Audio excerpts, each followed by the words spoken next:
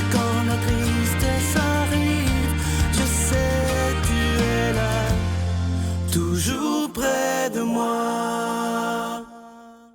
Bon mardi, bienvenue à votre émission La Victoire de l'amour. J'espère que vous allez bien ce matin, qu'on a le sourire au visage et qu'on se prépare à vivre une belle journée. Et comme on le fait tous les mardis, on rejoint notre ami pour un vent de fraîcheur, Brigitte.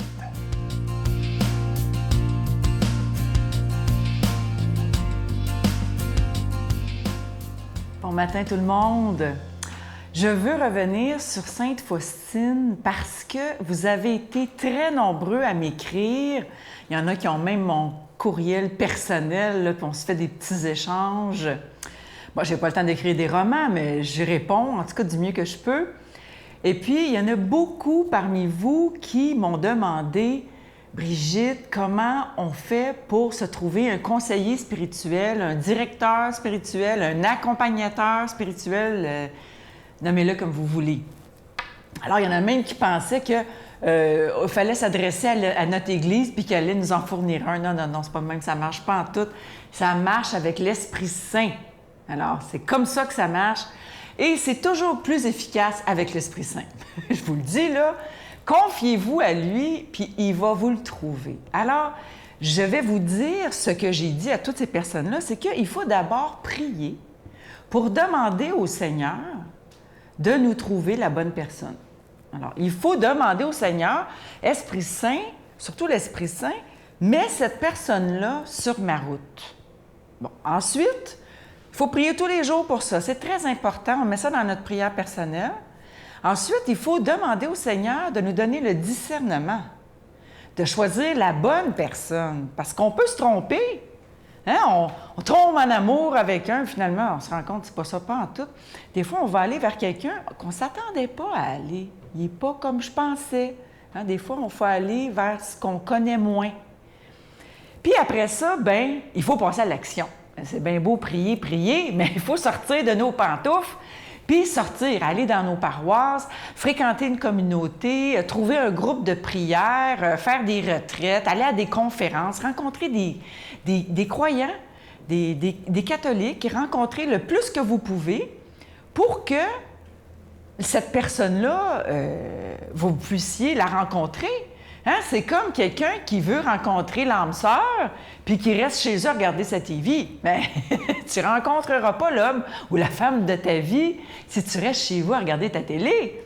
Alors, il faut passer à l'action. Il faut prier et aussi passer à l'action. C'est comme dans n'importe quelle vie de chrétien. Il faut avoir une vie de prière intense, mais une vie d'action intense aussi pour justement aller porter du fruit. Donc, si on passe à l'action puis on fréquente des groupes de prière, des communautés nouvelles, il faut rencontrer le plus de monde possible. Puis à un moment donné, en continuant à prier, on va tomber sur la bonne personne. Le Seigneur va nous l'envoyer. Il faut faire confiance que c'est lui qui s'en charge de ça. Et je le demande qu'il s'occupe de vous adéquatement.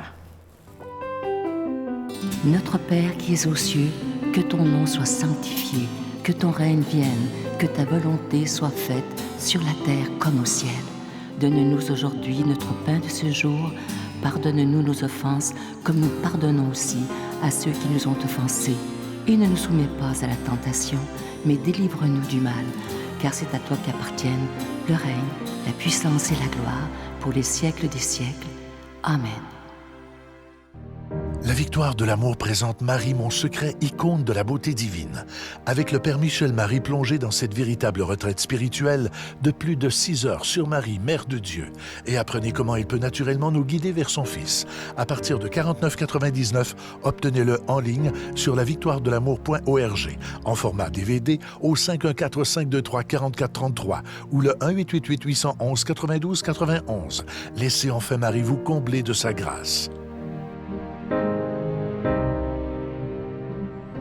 Je suis tellement heureux de vous parler de ce magnifique cadeau du mois pour le mois de septembre. Il s'agit d'une belle exclusivité de la Victoire de l'amour. Vous le retrouverez jamais en magasin. Il a été fabriqué par un artisan du Québec et on l'appelle le pendentif de la création. Regardez comment il est beau, c'est bien fait. Les détails sont tous là, c'est vraiment magnifique. C'est plaqué or et déjà béni. Et comme je vous disais tantôt, vous le retrouverez jamais dans les magasins. Je vous rappelle que c'est avec un don de 25 $ et si vous en voulez deux, avec un don de 40 $, on vous l'envoie le plus rapidement possible. Je vous donne l'adresse en vous rappelant que, vous savez, des fois, il y a des gens qui disent « Mais comment ça se fait qu'ils nous demandent de l'argent? » Vous savez, on doit payer pour être à la télévision, que ce soit pour la production et la diffusion. Alors, je vous rappelle qu'avec un don de 25 $, vous le recevrez. Je vous donne l'adresse. La Victoire de l'amour, casier postal 120, succursale Boucherville à Boucherville, J4B 5E6. Je vous la redonne. La Victoire de l'amour, casier postal 120, succursale Boucherville à Boucherville, J4B 5E6. Également par téléphone, par carte de crédit du lundi au vendredi de 8h30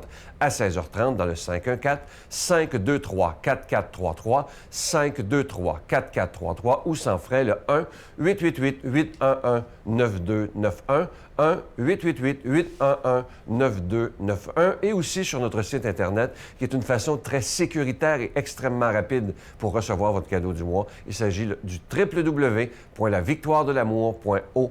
Alors, je vous rappelle, ce cadeau du mois, une exclusivité de la Victoire de l'amour, le pendentif de la création qui est plaqué or et déjà béni. Merci de tout cœur de votre grande générosité.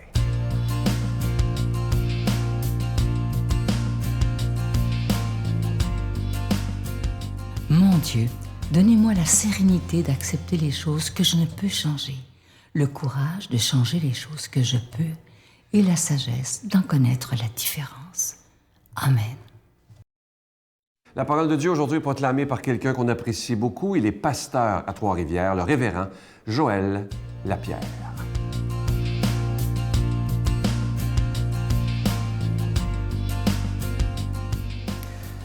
C'était le matin du 30 novembre 2007. Ça fait déjà plusieurs années. J'étais en Israël en train de visiter plusieurs lieux. Et un matin, en route vers le mont Tabor, on était dans la Galilée, dans la vallée de Jezréel. On est passé à côté d'un petit village et notre guide nous affirme que ce village se nomme la ville de Naine.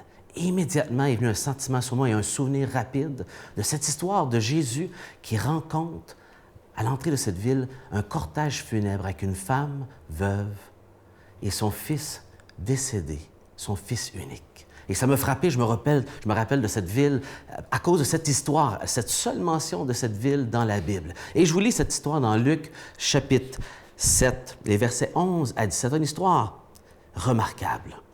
Jésus se rendait dans une ville appelée Nîmes. Ses disciples faisaient route avec lui, ainsi qu'une grande foule. Il arrivait près de la porte de la ville au moment où l'on transportait un mort pour l'enterrer. C'était un fils unique et sa mère était veuve. Donc, une femme dans une grande vulnérabilité qui avait perdu le pourvoyeur du foyer et qui, là, maintenant, perdait son fils unique, son avenir.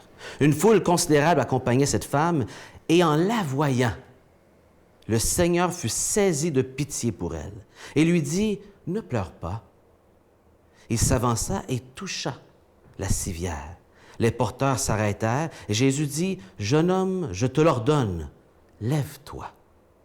Alors le mort se redressa, assis, et se mit à parler. Et Jésus le rendit à sa mère. La crainte s'empara de tous, et ils rendirent gloire à Dieu. Un grand prophète s'est levé parmi nous, ils dirent, et Dieu a visité son peuple. À cette parole se répandit dans toute la Judée et dans les pays voisins. Quelle histoire! L'histoire d'une résurrection. Tout comme Lazare. Il n'y en a pas beaucoup dans la vie de Jésus, et du moins, c'est les quelques-unes qui nous sont partagées. Et vous savez, l'Évangile selon Luc met l'accent sur l'humanité parfaite de Jésus, qui est présenté comme le Fils de l'homme. Près d'une vingtaine de fois. Jésus qui porte encore une fois l'attention aux souffrances des femmes, souvent laissées pour compte dans la société.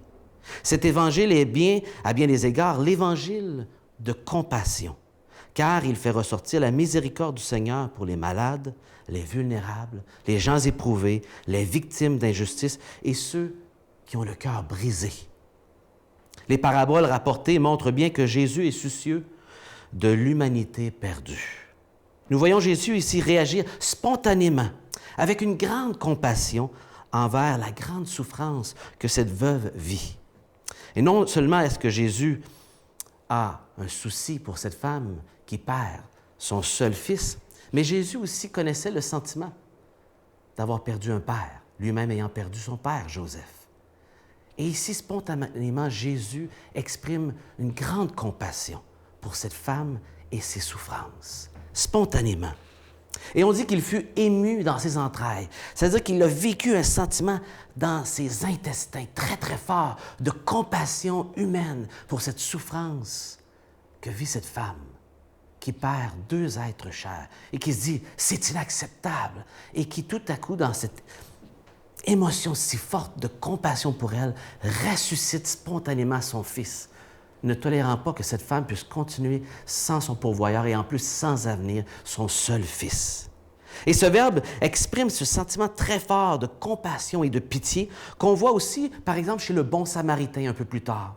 On voit ce même sentiment d'être pris dans ses tripes, littéralement de compassion, le père du fils prodigue lorsqu'il le voit venir. On dit qu'il fut ému de compassion.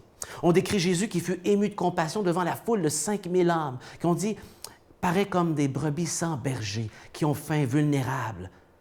Et de cela est venu le miracle de pourvoir du pain et du poisson pour 5000 âmes.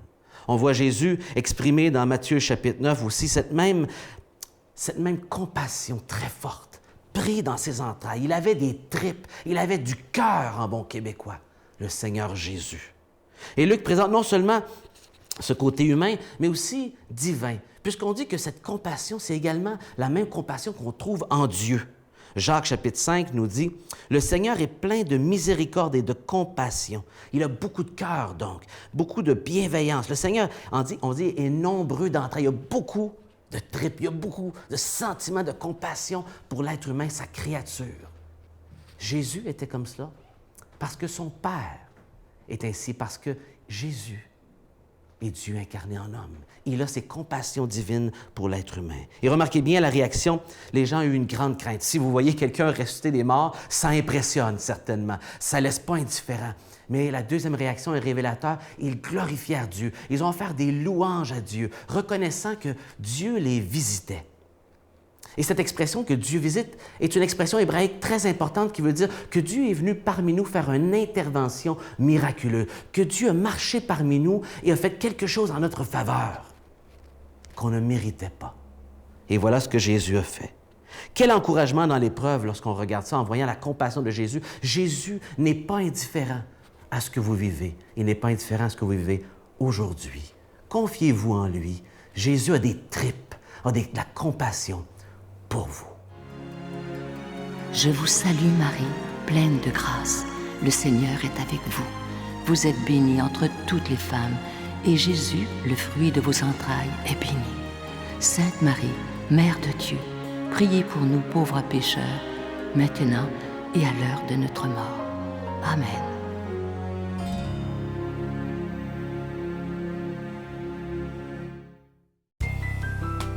La Victoire de l'amour vous invite à venir vivre des moments inoubliables en Italie en compagnie du père Michel Marie, Miguel Padilla, Brigitte Bédard et la participation occasionnelle de Sylvain Charon. Nous visiterons Venise, Vérone, Pise, Florence, Assise, Tivoli et Rome, la ville éternelle. Célébration eucharistique avec le père Michel Marie. Nous assisterons aussi à l'audience générale avec le pape François au Vatican du 1er au 13 juin 2019. Information 514-288-6077 ou sans frais 1-800-465-3255. Je vous laisse avec une belle pensée qui dit ceci, et elle est tellement vraie d'ailleurs. Le passé est un lieu de référence et non un lieu de résidence. C'est tellement vrai. Il y a tellement de gens qui vivent que dans le passé, alors qu'il faut vivre dans le moment présent. Je vous souhaite une très, très belle journée et vivons dans le moment présent aujourd'hui, là. Bye, à demain. Alors que des gens aient perdu confiance, que des gens nous regardent en disant « Regarde, je ne veux plus rien savoir », je peux très bien comprendre ça. Cette confiance-là, on va devoir la reconstruire. Ça va être un lent et processus. On va devoir être évalué sur nos actes et non pas juste sur les discours et comment on agit de façon cohérente et avec une rigueur